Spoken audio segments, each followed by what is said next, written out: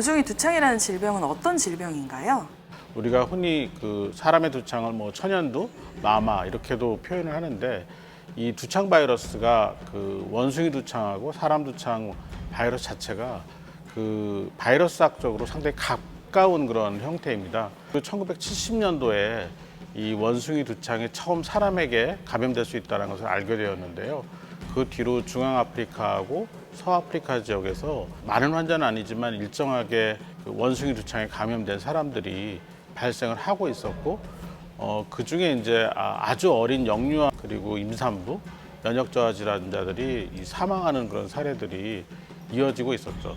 그렇지만 주로 이제 아프리카 지역에서만 발병을 하는 그런 병이었고, 아프리카 이외 지역에는 아주 그 드물게 그리고 아주 소수에서만 일시적으로 유행하는 아주 소규모 유행만 확인이 됐었는데, 이번에는 좀 더 많은 수에 또 더 많은 나라에서 이 한꺼번에 이제 환자가 발생한 사례가 되겠습니다. 원숭이 두창 바이러스에 사람이 감염이 되면은 두창과 아주 유사한 그런 증상이 나타납니다. 고열이 나고 전신 근육통, 뭐 요통을 비롯한 통증이 한 3, 4일 지속이 되다가 몸에 발진이 생기고 이게 수포성으로 변하고, 그리고 조금 더 진행을 하면 이제 고름집처럼 잡히게 되고, 시간이 지나면 이제 딱지가 앉아서 떨어져 나가는 상황이 되고, 또 그 딱지가 떨어져 나간 곳이 경우에 따라서 이제 그 움푹 패인 것 같은 옛날 흔히 말하는 곰보 자국처럼 되는 그런 형태의 병변이 남는 그런 상황이고요.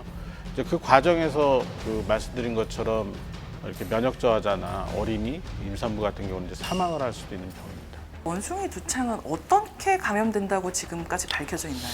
지금까지 그 확인된 거는 결국 접촉하고 비말인데요. 이 접촉과 비말이 그 상당히 강하게 일어나야지만 전파가 되는 것으로 알려져 있습니다. 그 피부하고 그 다른 사람의 피부가 이제 강하게 밀접 접촉을 하게 되는 경우에 그 감염되지 않은 사람의 피부에 균열이 있는 경우에는 그 바이러스가 피부를 통해서 바로 들어갈 수 있다고 알려져 있고요.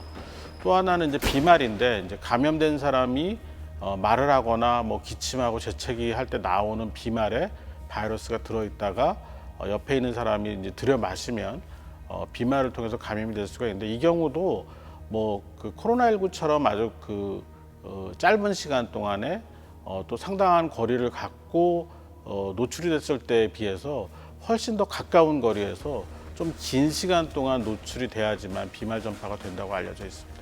동성간 성애기가 이런 두창을 확산을 부추긴다는 오해가 있는데 요거에 대해서 어떻게 생각하시나요? 정액같이 성접촉을 통해서 전파될 수 있는 매개물이 되는 체액에서 발견된 사례가 없고요. 이 성소수자들의 모임이 아주 큰 모임이 유럽에서 2차례 있었다고 알려져 있고요.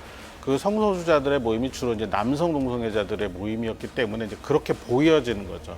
그렇지만 실제로는 성접촉을 통한 성매개 전파 질환이라고 보기보다는 그런 그 축제 과정 또는 그 모임 과정에서 생긴 밀접 접촉이 직접적인 전파 경로라고 생각을 하고 있습니다. 원숭이 두창의 치사율은 어떻게 알려져 있나요? 아프리카 지역에서의 치사율이 알려져 있는데요. 질병관리청 그 자료를 보면은 아프리카 지역에서 3 내지 6% 정도의 치명률을 보인다고 되어 있습니다. 아프리카 지역은 뭐 예상하시는 대로 진단이 빠르게 되지도 않고 열성 질환에 대한 병원들이 잘 그 구축이 안 돼 있기 때문에 빨리 진단도 못하고 적절한 치료도 하지를 못하는 그런 상황이다 보니까 3 내지 6% 정도의 치명률을 보이는 것으로 알려져 있습니다. 실제로 원숭이 두창이 아프리카 이외 지역에서 발생한 경우, 특히 유럽이나 미국에서 발생한 경우에는 아직까지 사망자가 없는 것으로 알려져 있습니다. 그러면 원숭이 두창을 예방하려면 어떻게 해야 된다고 알려졌나요?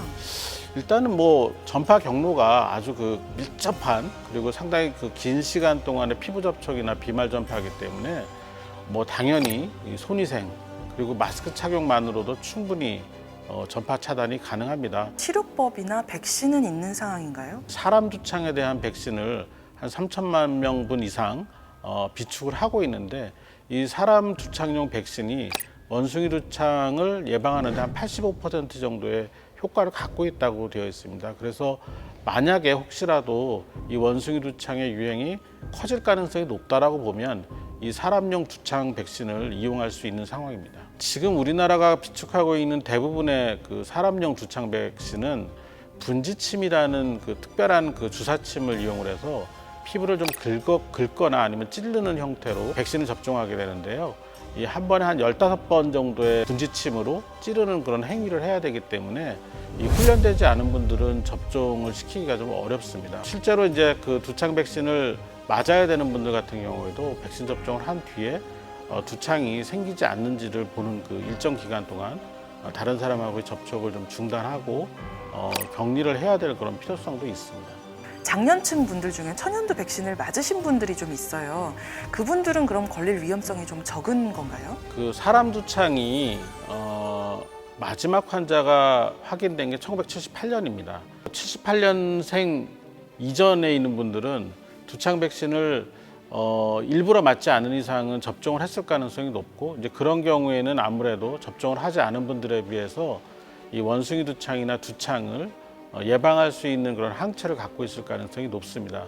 그렇지만 이것도 40년, 50년이 지난 이런 상황에서는 어느 정도 항체 효과를 갖고 있는지 정확하게 판단하기는 어렵기 때문에 과거에 맞았을 거라는 그런 추정 또는 맞았다라는 그 사실만으로 이 예방을 위한 여러 가지 개인위생을 지키지 않거나 그런 것은 좀 삼가해야 될 일이라고 생각하고 있습니다. 실제로 백신을 접종할 가능성은 있을까요? 예상보다는 좀 많은 그런 확진자들이 발생한 건 사실입니다. 그렇지만 이 원숭이 두창의 전파 경로가 비교적 그 단순하고 그리고 상당한 그 접촉을 통해서만 전파가 일어나고 있기 때문에 코로나19처럼 이렇게 팬데믹과 같은 현상 또는 특정 국가나 특정 대륙에서 대규모 유행이 발생할 가능성은 매우 낮다고 보고 있기 때문에 전체 인구 대상으로 그 두창 백신을 접종하는 그런 상황은 오지 않을 가능성이 훨씬 크다고 저는 생각을 합니다. 혹시 원숭이 두창 다음으로 또 전염병이 다른 게 또 올 가능성도 있을까요? 코로나19의 변이가 완전히 새로운 형태의 변이가 생길 가능성도 있고 그다음 인플루엔자라고 해서 독감 같은 경우에도 조류에게 발생하는 인플루엔자가 사람에게 이제 조금씩 넘어오고 있는데 그 변이가 이제 발생하게 되면 팬데믹으로 이어질 가능성이 있다고 보고 있고요. 그거 말고도 다양한 바이러스 질환이나 세균 질환들이 있는데요. 이런 것들이 다 이 상황에 따라서 뭐 변이의 발생 여부에 따라서 충분히 큰 유행을 일으킬 수 있다고 보고 있기 때문에 이제 그런 바이러스 세균들에 대한 모니터링을 잘 해야 되는 상황입니다.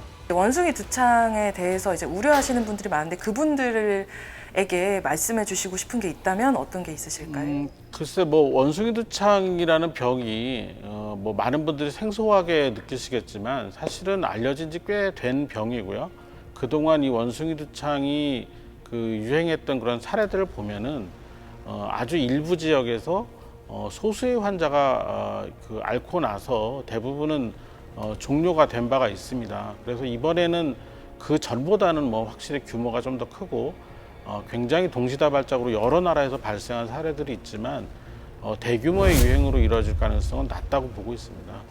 그렇기 때문에 지금 현재에 우리가 유지하고 있던 개인위생을 그 현재대로만 잘 유지를 해주셔도 우리나라의 유입이 설사 된다고 하더라도 큰 유행으로 이어지지 않을 거라고 저는 생각하기 때문에 너무 우려하지 않으셔도 좋을 것 같습니다.